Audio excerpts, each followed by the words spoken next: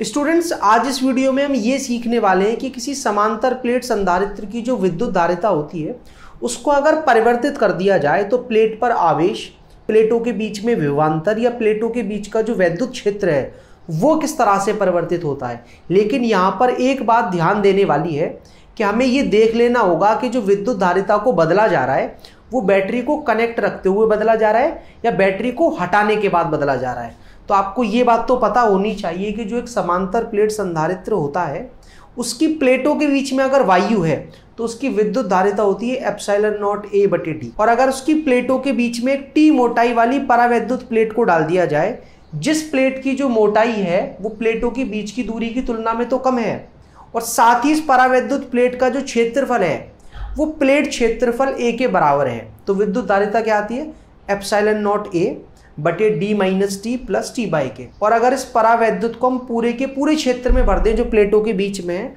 तो विद्युत धारिता आती है के times of epsilon not a बटे डी। और साथ ही हमें यह भी ध्यान रखना है कि प्लेट पर जो आवेश है Q और जो विद्युत धारिता है C और प्लेटों के बीच में जो विभवांतर है उन तीनों के बीच में क्या संबंध होता है, Q is equals to CV। और वैद्युत क्षेत्र की तीव्रता और विभवांतर के बीच का संबंध क्या होता है, E is equals to V by D, या फिर कहें माइनस का dV by dl। Minus sign केवल ये बता रहा होता है कि वैद्युत क्षेत्र की तीव्रता उस दिशा में होती है जिस दिशा में विभव का मान घट रहा होता है। तो ये जो कॉन्सेप्ट है इसको हम समझेंगे एक आंकिक प्रश्न की सहायता से। तो आंकिक प्रश्न कुछ इस तरह से है कि एक समांतर प्लेट वायु संधारित्र को 20 मीटर स्क्वायर वाली प्लेटों से बनाया गया है जो कि 1 सेंटीमीटर की दूरी पर एक 50 वोल्ट की बैटरी से संपर्क किया गए, कनेक्ट कर दिए गए। तो संधारित्र की जो विद्युत धारिता है वो क्या होगी, पहले हमें ये बताना है। तो देखो ये हमारा वायु संधारित्र है, प्लेट का क्षेत्रफल बता रखा है, प्लेटों के बीच की दूरी बता रखी है। और जब प्लेटों के बीच में वायु होती है तो विद्युत धारिता का सूत्र ये होता है एप्सिलॉन नॉट, जिसका की मान हमें पता होना चाहिए 8.85 गुणा 10 की घात -12। प्लेट का क्षेत्रफल दे रखा है 0.2 मीटर स्क्वायर और प्लेटों के बीच की दूरी दे रखी है 1 सेंटीमीटर, जिसको हम मीटर में परिवर्तित कर लेंगे। देखिए अगर हम विद्युत धारिता चाहते हैं फेराड में तो प्लेट का क्षेत्रफल तो हमें डालना पड़ेगा मीटर स्क्वायर में और प्लेटों के बीच की दूरी डालनी पड़ेगी मीटर में। अब आप यहाँ देख सकते हो कि 10 की घात -2 ऊपर जाएगा तो +2 बन जाएगा। और +2 का मतलब क्या है कि अगर मैं 1 10 का गुणा इस 0.2 से कर दूं तो ये तो 2 बन जाएगा और 2 का गुणा इससे करा तो कितना आ गया 17.7। और जो 1 10 बचेगा उसका आप यहाँ गुणा कर दे तो कितना आ जाएगा 17.7 गुणा 10 की घात -11 फेराड।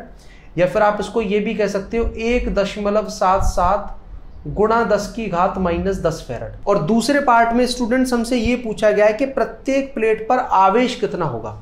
अब देखो हमने संधारित्र को जितने वोल्टेज की बैटरी से लगा रखा है वो हमको दे रखा है और अगर विद्युत धारिता निकल कर आ चुकी है, प्लेटों के बीच का विभवांतर पता है, तो एक प्लेट पर कितना आवेश आएगा वो भी हमें पता होना चाहिए। Q किसके इक्वल होगा, C जो कि हमारा निकल कर आ चुका है 1.77 गुणा 10 की घात -10 और V कितना है हमारा 50 वोल्ट। आप देखोगे यहाँ 10 की घात तो बन जाएगी -9 और 5 का जब हम इससे गुणा करेंगे तो 5 गुणा 7 कितना हो जाएगा 35।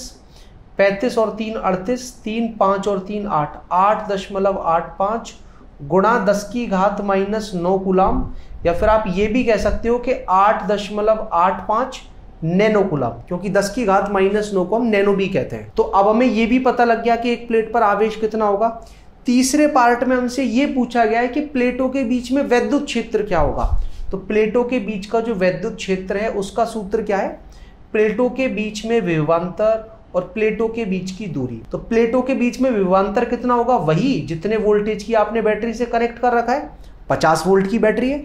और प्लेटों के बीच की दूरी भी हमें देख रखी है कितनी, 1 सेंटीमीटर, उसको मीटर में परिवर्तित कर लेते हैं तो हमें क्या मिल जाएगा, प्लेटों के बीच में वैद्युत क्षेत्र की तीव्रता का मान जो कितना आ रहा है 5 गुणा 10 की घात 3 और मात्रक वोल्ट प्रति मीटर। अब स्टूडेंट्स हमसे फोर्थ पार्ट में क्या पूछा गया है कि यदि बैटरी को हटा करके, पहले आप इस 50 वोल्ट की बैटरी से उस कैपेसिटर को आप हटा दीजिए और फिर प्लेटों को 2 सेंटीमीटर की दूरी पर रख दें, मतलब जो प्लेटों के बीच की दूरी 1 सेंटीमीटर है उसको थोड़ा बढ़ा करके कितना कर दें 2 सेंटीमीटर।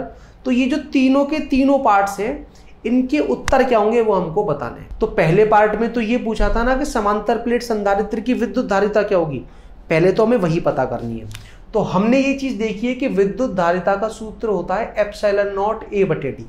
जब प्लेटों के बीच में वायु हो तो प्लेट क्षेत्रफल तो हमने बदला ही नहीं है, और प्लेटों के बीच की दूरी के कैसे दिखा रही है विद्युत धारिता, व्युत्क्रमानुपाती।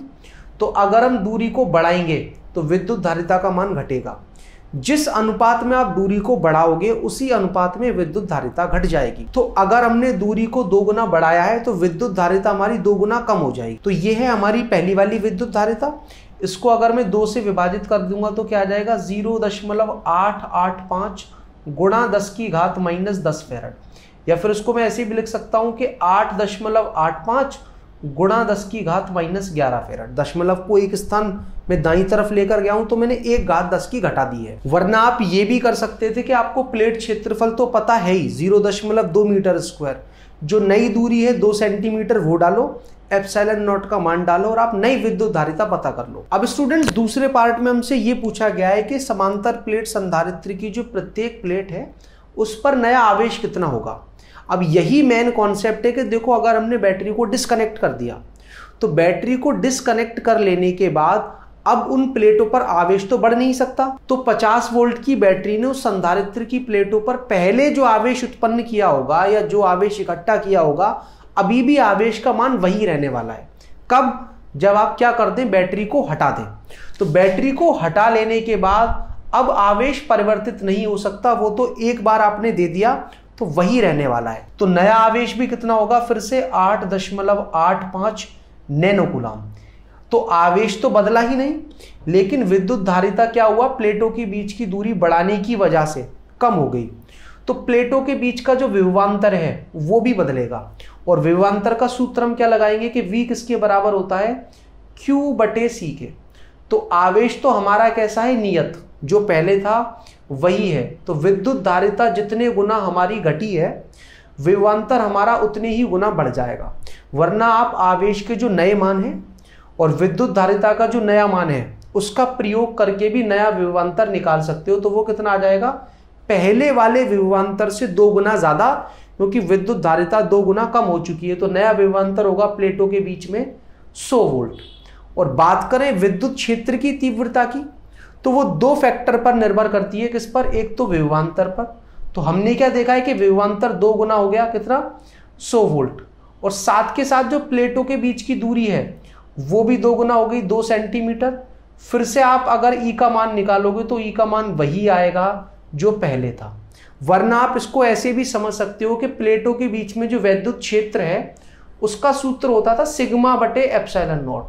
सिग्मा क्या होता था, Q/A, और इनटू में कितना, एप्सिलॉन नॉट। अब आप देख सकते हो कि बैटरी को हटाने के बाद जो प्लेट पर आवेश है वो नहीं बदल सकता, और प्लेट पर आवेश नहीं बदलेगा तो प्लेट का जो पृष्ठ आवेश घनत्व है सिग्मा वो भी नहीं बदलेगा। फलस्वरूप जो प्लेटों के बीच में वैद्युत क्षेत्र है वो भी नहीं बदलेगा। और मान लीजिए स्टूडेंट्स कि हम बैटरी को कनेक्ट रखते हुए अगर विद्युत धारिता को उसी तरह से परिवर्तित करते तो फिर इन तीनों के तीनों पार्ट के आंसर क्या निकल कर आते। देखो प्लेटों के बीच की दूरी अभी भी आप 2 गुना करते तो विद्युत धारिता तो अभी भी ऐसे ही परिवर्तित होती कि वो पहले से 2 गुना कम हो जाती। नई विद्युत धारिता क्या होती, 8.85 गुणा 10⁻11 फैराड। बात करें एक प्लेट पर आवेश कितना होगा, तो देखो आवेश होता है C/V, क्योंकि बैटरी अभी भी हमारी जुड़ी हुई है तो विभवांतर तो बदला ही नहीं प्लेटों के बीच में। तो हम ये कह सकते हैं कि प्लेट पर जो आवेश है वो विद्युत धारिता के कैसा होता है, अनुक्रमानुपाती, क्योंकि इस बार जो हमारा विभवांतर है वो तो कैसा हो गया, नियत। तो जिस अनुपात में विद्युत धारिता को परिवर्तित किया होगा उसी अनुपात से हमारा आवेश परिवर्तित होगा। तो विद्युत धारिता 2 गुना कम हुई है, तो यहां पर हम कह सकते हैं कि आवेश भी 2 गुना कम हो जाएगा। कितना आ जाएगा, 4.425 नैनो कूलम। बात करें प्लेटों के बीच के वैद्युत क्षेत्र की, तो प्लेटों के बीच का जो वैद्युत क्षेत्र है वो 2 चीजों पर निर्भर करता है, प्लेटों के बीच के विभवांतर पर और साथ ही प्लेटों के बीच की दूरी पर। तो विभवांतर तो बदला ही नहीं क्योंकि बैटरी अभी भी लगी हुई है, लेकिन प्लेटों के बीच की दूरी कितनी कर दी हमने, 2 सेंटीमीटर, 1 से बढ़ा करके 2 सेंटीमीटर कर दी। तो इस बार आप क्या देखोगे कि ये जो हमारी वैद्युत क्षेत्र की तीव्रता है वो पहले की तुलना में 2 गुना कम हो जाएगी। और मैंने ये कहा था कि इसी चीज को हम यहां से भी एक्सप्लेन कर सकते हैं कि वैद्युत क्षेत्र की तीव्रता होती है सिग्मा बटे एप्सिलॉन नॉट, और सिग्मा क्या है, Q बटे A। तो प्लेट क्षेत्रफल नहीं बदला, निर्वात की विद्युतशीलता तो हमेशा ही नियत रहती है। तो इस बार हुआ क्या है कि जो एक प्लेट पर आवेश है उसका मान पहले की तुलना में 2 गुना कम हो गया है, और अगर आवेश का मान 2 गुना कम होगा तो प्लेटों के बीच में जो वैद्युत क्षेत्र की तीव्रता है वो भी 2 गुना कम हो जाएगी। तो चाहे आप E is equals to V बटे D से निकाल लो, चाहे आप E is equals to sigma बटे एप्सिलॉन नॉट से निकाल लो, दोनों ही तरीके से वैद्युत क्षेत्र की तीव्रता का जो नया मान है पहले की तुलना में 2 गुना कम आएगा। अब स्टूडेंट्स अगला सवाल ये उठता है कि जब हम किसी समांतर प्लेट संधारित्र को आवेशित कर रहे होते हैं तो आवेशन की इस प्रक्रिया में हमें कितना कार्य करना होता है, और वो जो कार्य है वो प्लेटों के बीच में जो स्थितिज ऊर्जा है उसके रूप में संचित हो जाता है। और अगर आप ये समझना चाहते हो कि वो कार्य कितना होता है तो इस वीडियो पर क्लिक कर समझ सकते हो।